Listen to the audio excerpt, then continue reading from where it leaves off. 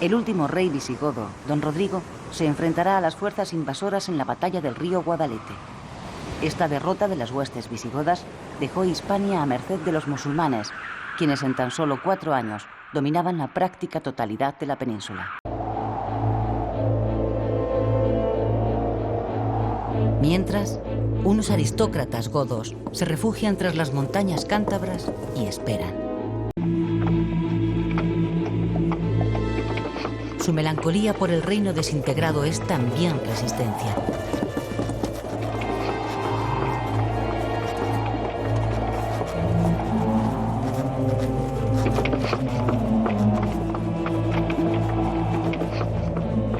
Desde las montañas vocean su religión y los ecos encuentran apoyo en los montañeses norteños con los que antaño se enfrentaron. Tal vez se idealice la batalla que tuvo lugar en estas montañas de Covadonga, que en realidad no pasó de ser una pequeña escaramuza sin la menor importancia para los gobernantes de Al-Ándalus. Lo cierto es que posibilitó la creación de una pequeña monarquía de carácter neovisigótico en Asturias en torno al noble y caudillo local, don Pelayo. Según la tradición, en Asturias se refugiaron restos del ejército visigodo, clérigos huidos de la invasión musulmana y nobles que habían sufrido el despojo de sus posesiones. El carácter beligerante del nuevo reino asturiano se hizo realidad cuando Alfonso II el Casto saqueó la ciudad de Lisboa y con el botín arrebatado a los musulmanes embelleció Oviedo.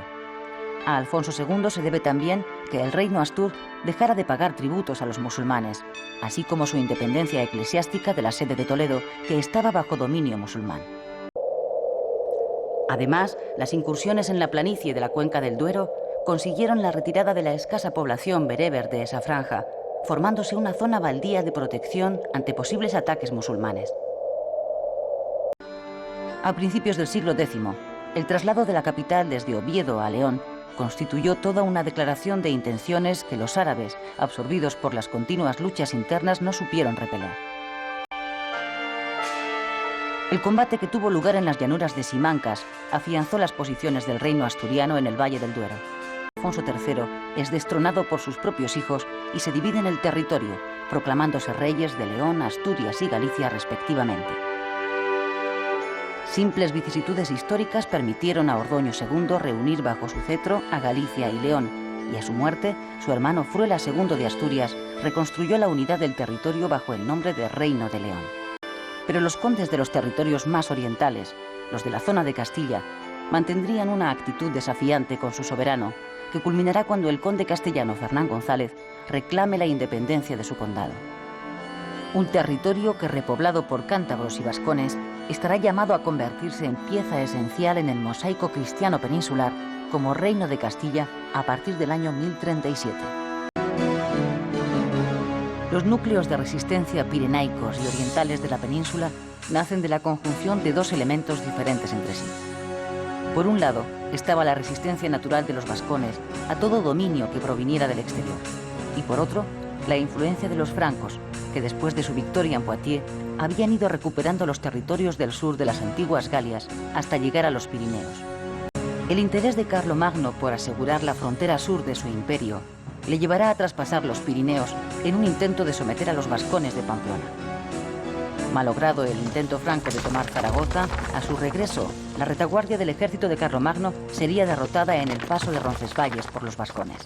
Del área pirenaica, Urgel, Cerdaña y Gerona. Los pobladores de estas zonas, ante la amenaza que constituía el poder de los musulmanes, optaron por buscar el apoyo del Imperio carolingio.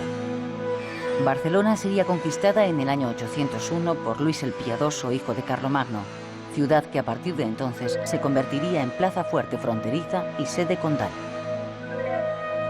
Los condados de la Marca hispánica, alejados del centro del poder franco y situados en una frontera peligrosa expuesta a los ataques musulmanes, gozaron de amplia autonomía. El eje formado por los condados de Barcelona, Gerona y Ausona permanecerá siempre unido, constituyendo la base de la futura Cataluña medieval. Un tercer lugar de resistencia cristiana se formará alrededor del alto valle del río Aragón y de los actuales valles de Navarra y el País Vasco. Pamplona fue desde el principio raíz y capital del reino que aglutinó una serie de territorios en el espacio político pirenaico occidental, creados en torno a la ciudad y a su sede episcopal.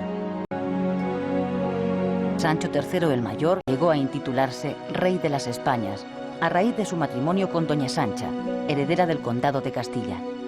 Pamplona era entonces el reino cristiano más poderoso de la península. El testamento de Sancho III el Mayor, fruto de su política matrimonial y de sus conquistas, supuso la crisis del reino de Pamplona. A causa de esta herencia, se crea el nuevo reino, mucho más debilitado para su hijo mayor, García Sánchez III, un condado de Castilla para su hijo Fernando I, primer rey de Castilla, el reino de Aragón para su otro hijo Ramiro I, mientras que Sobrarbe y Ribagorza quedaban para su último hijo Gonzalo. A causa de esta sucesión nacían dos nuevos reinos, Castilla y Aragón.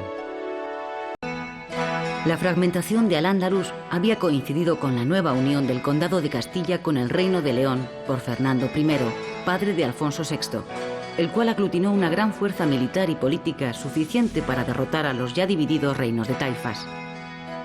Este rey, Fernando I, se había casado con una hermana de Bermudo III de León, que a la muerte de este hizo valer los derechos sucesorios de su mujer al trono, proclamándose también rey de León y Galicia. Sin embargo, cuando la potencia militar y económica del nuevo reino de Castilla y León parecía incontestable, el testamento de Fernando I vino una vez más a fraccionar un territorio que había costado sangre y sudor unirlo. El hijo primogénito de Fernando I, Sancho II, se puso de inmediato a la reconstrucción del patrimonio paterno, para lo que hubo de enfrentarse a sus propios hermanos, expulsándolos de sus territorios. No obstante, su asesinato ante los muros de Zamora, instigado por su propia hermana Urraca, dio un vuelco a la situación. Alfonso VI aprovecharía para investirse señor de las gentes de dos religiones o emperador de toda Hispania, renovándose así el título imperial que se atribuían los reyes leoneses. Los almorávides y sus aliados peninsulares derrotaron en el año 1086 a Alfonso VI en Sagrajas, tan solo un año después de la caída de Toledo. Sin embargo, la situación territorial en la península no había variado sustancialmente, y los reinos cristianos, si bien habían sido frenados en su avance inicial, mantenían en la práctica la totalidad de sus territorios.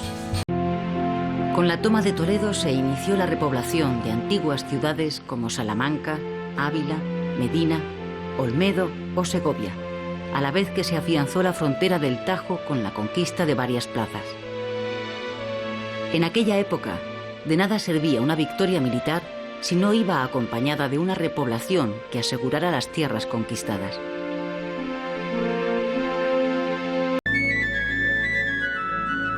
Una consecuencia inesperada en esta época es la consolidación de Portugal como reino independiente.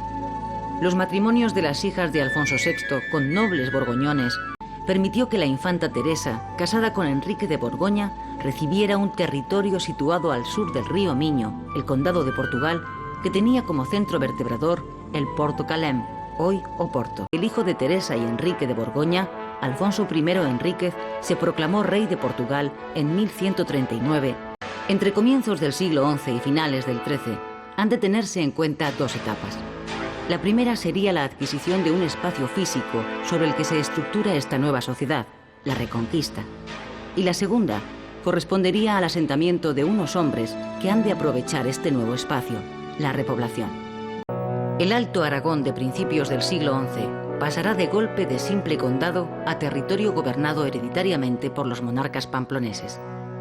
Poco después se convertirá en reino a partir del año 1035, teniendo como primer soberano a Ramiro I, hijo de Sancho III el Mayor de Navarra, que no solo reinó en Aragón, sino que anexionó un amplio territorio ubicado en los Pirineos, que incluía a Sobrarbe y Ribagorza.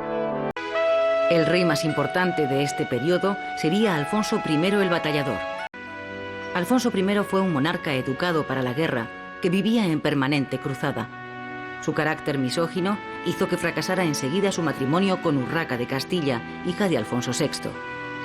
En su avance hacia el sur, conquistaría Zaragoza en el año 1118, que se convirtió a partir de entonces en la nueva capital de Aragón. La falta de herederos directos hizo que Alfonso I, en su testamento, dejase su reino a 3 órdenes militares, lo que ocasionó el rechazo inmediato de la nobleza aragonesa. Esta, después de pactar con las tres órdenes, situaron en el trono de Aragón a su hermano Ramiro II el Monje. La única hija de Ramiro II el Monje, Petronila, fue desposada a los 2 años de edad en 1137 con Ramón Berenguer IV, conde de Barcelona, que a partir de entonces ejerció como príncipe de Aragón, aunque la boda real no tuvo lugar hasta el 1150 en Lérida. Los descendientes del conde de Barcelona, a partir de entonces, ostentarían el título real de Aragón, compartiendo los títulos de reyes y condes. La tupida red de intereses familiares irá conformando las diferentes casas reinantes. Una hermana de Ramón Berenguer IV, Berenguela, se había casado con Alfonso VII de Castilla y León.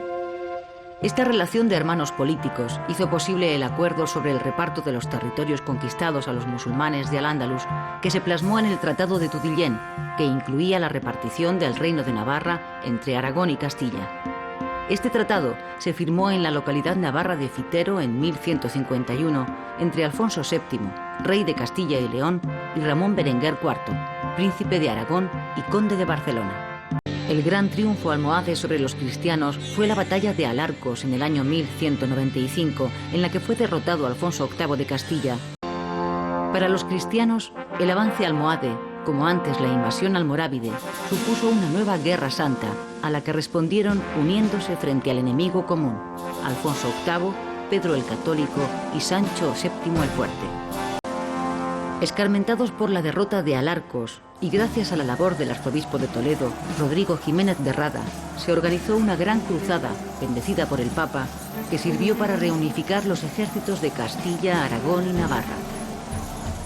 En el marco de Sierra Morena y en un paraje destinado a protagonizar grandes acontecimientos de la historia, tuvo lugar en el año 1212 la batalla de las Navas de Tolosa. La victoria mancomunada de los cristianos sobre los almohades en la batalla de las Navas de Tolosa en el año 1212, en la que lucharon Alfonso VIII de Castilla, Pedro el Católico de Aragón y Sancho VII el Fuerte de Navarra, abrió el Valle del Guadalquivir a castellanos y leoneses. Fernando III el Santo logró reunir por herencia los reinos de Castilla y León. Circunstancias propicias, debido a la disgregación del Imperio almohade, le permitieron avanzar con sus tropas a través del Valle del Guadalquivir y conquistar varias ciudades hasta entonces en poder musulmán.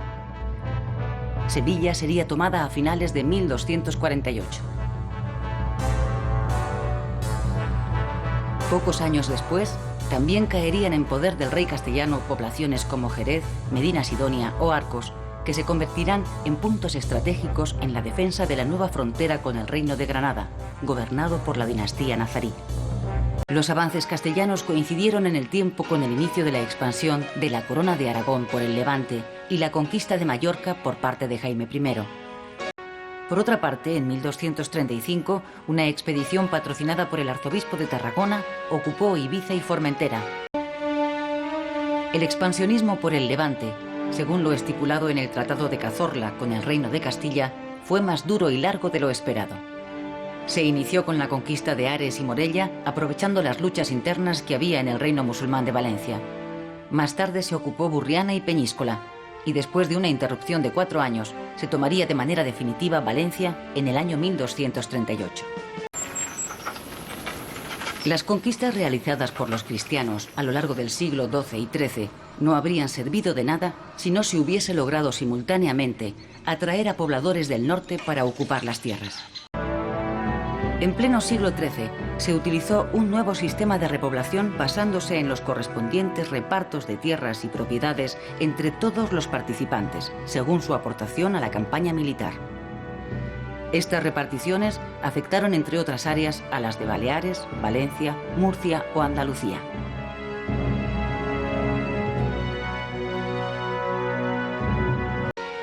La repoblación de las islas se hizo con gente venida del Ampurdán, así como del resto de Cataluña. El rey, como cabeza de la institución monárquica, era a su vez la personificación misma del Estado. Era el señor natural de todos los súbditos del país. Pero, ¿qué son las cortes medievales? En líneas generales, Se las consideraba como las asambleas políticas que, bajo la presidencia del monarca, reunían a los tres estamentos de hombres libres en que se dividía la sociedad: la nobleza, el clero y el pueblo llano o estado llano. Las Cortes canalizarán los poderes de los súbditos. Los más importantes son la facultad legislativa, la concesión de tributos y la posibilidad de pedir cuentas al rey mediante la presentación de agravios o contrafueros. El rey y las Cortes funcionaban como dos órganos detentadores de poder autónomos.